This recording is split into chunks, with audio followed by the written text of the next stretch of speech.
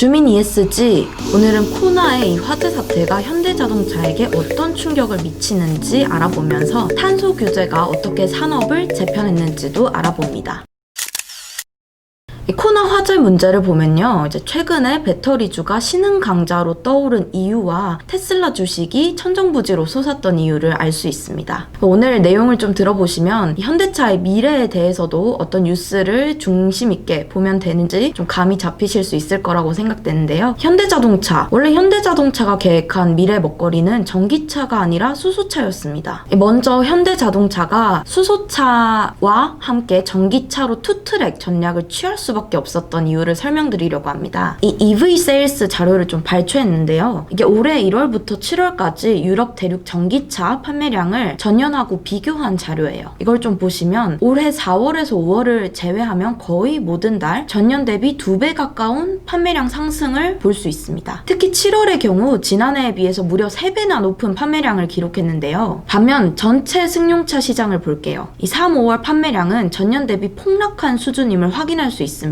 전기차는 4, 5월에 전년과 비슷한 판매량을 기록했는데 말이죠. 반대로 전기차 판매량이 전년에 비해서 2배에서 3배 정도가 상승하던 6월, 7월의 경우 승용차 판매량은 지난해 수준을 회복하지 못한 것을 확인해 보실 수 있습니다. 이 승용차 판매량이 코로나19로 인해서 엄청난 타격을 받는 와중에도 전기차 시장은 급성장한 거죠. 이 코로나 불황에도 불구하고 전기차 시장만은 확대됐습니다. 그리고 앞으로도 커질 거고요. 왜 이렇게 제가 단언까지 할 수 있냐고요?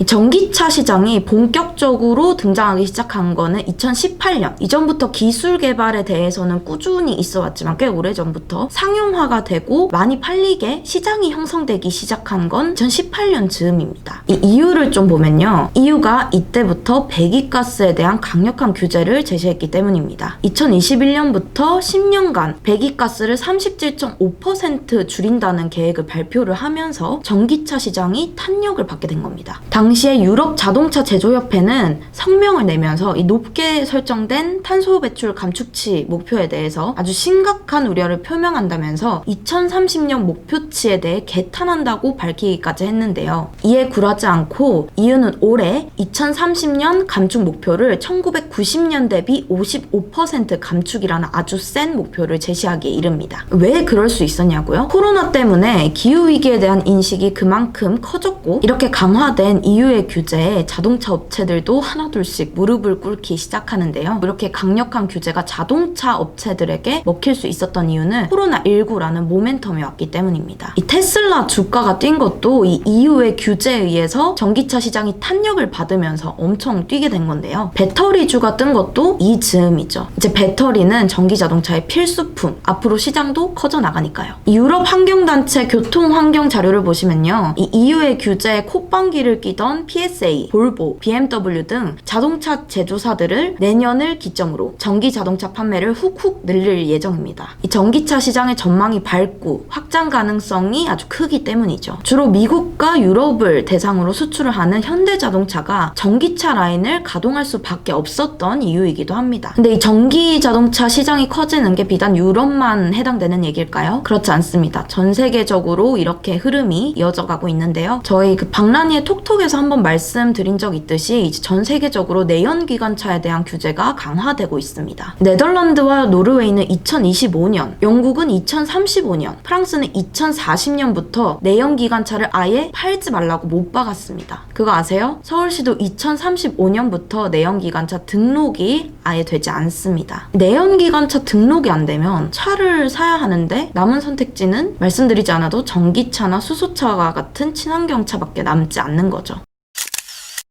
근데 이 자동차 업체들이 전기차로 눈을 돌리고 시장을 재편한 건 또 다른 이유도 있습니다. 어떻게 보면 가장 큰 이유라고 볼 수 있겠는데요. 사실 이 탄소만 감축하겠다는 추상적인 내용을 가진 규제로 지금부터 바로 이렇게 시장을 재편하진 않잖아요. 그 가장 큰 이유에는 이 이후의 직접적인 규제입니다. 이 직접적인 규제가 내년을 전기자동차 원년으로 만든 겁니다. 이유는 내년부터 역내에서 자동차 판매하는 모든 제조사의 자동차에 대해서 일괄적인 탄소 규제에 나섰는데요. 이 한 해 동안 판매한 모든 차량의 탄소 배출량은 평균 95g을 넘지 말아야 하며 기준을 초과한 업체는 그램당 95유로, 약 12만 8천 원의 벌금을 내도록 강제했습니다. 벌금 예상치를 종합해보면요, 약 147억 유로, 이 한국 돈으로 19조 7,338억 원에 달합니다. 이 충족치를 만족시키지 못하면 무조건 벌금을 내야 되는데요. 이 유럽 환경단체 PNE의 조사 결과에 의르면 만족시킨 자동차 제조업체는 단 5곳입니다. PSA와 볼보, FCA, 테슬라, BMW인데요. 반면에 현대는 7g이 초과됐고요. 기아차는 3g이 초과됐습니다. 내년부터 배기가스 측정 방식은 더욱 빡빡해지는데요. 이거에 따라서 보니까 현대자동차는 41g이나 초과 배출을 했더라고요. 이걸 벌금으로 환산해보면 약 3조 1,533억 원, 작년 영업이익의 85.6%에 달합니다. 이 자세한 내용은 박란이의 톡톡에서 확인하실 수 있습니다.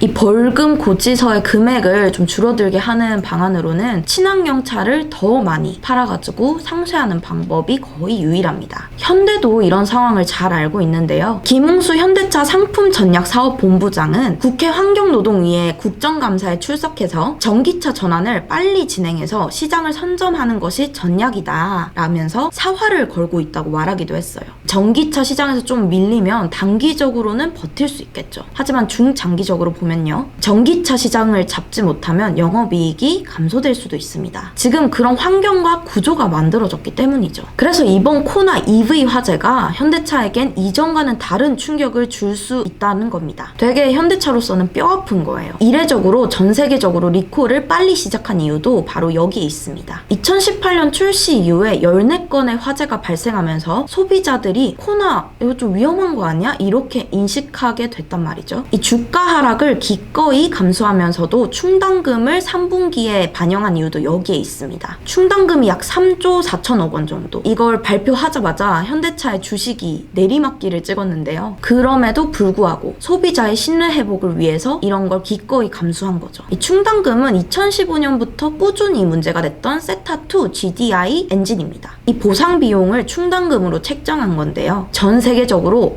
문제가 생기면 현대차 끝까지 책임진다는 시그널을 주려는 의미로 해석할 수 있습니다. 사실 그래도 아직 산 넘어 산입니다. 이 코나 EV 화재의 원인을 규명하는 데 있어서 LG화학과 공방이 일어나고 있는데요. 이번에 만약에 LG화학이 책임이 아니라는 게 밝혀지면 현대차는 더 큰 충격을 받을 수 있습니다. 다만 이 공방은 쉽게 끝나지 않을 것으로 보이는데요. 배터리를 납품한 LG화학의 경우 볼보나 GM 같은 대형 자동차 제조업체들에게도 배터리를 공급하고 있습니다. 만약에 LG화학의 책임으로 밝혀지게 되면요, LG화학이 입을 타격도 되게 만만치 않을 겁니다. 그래서 지금 LG화학이 거의 기를 쓰면서 반박을 하고 있습니다. 이 내년 전기차의 원년을 앞뒀는데요. 이 현대자동차의 미래, 지금 어떤 이슈를 팔로우업하면 엿볼 수 있는지 좀 감이 잡히시나요? 또 이제 소개해드린 이유 중에 하나가 이런 탄소 규제가 산업 재편에 실질적으로 영향을 빨리 미친 경우가 이번 전기차 시장이기 때문입니다.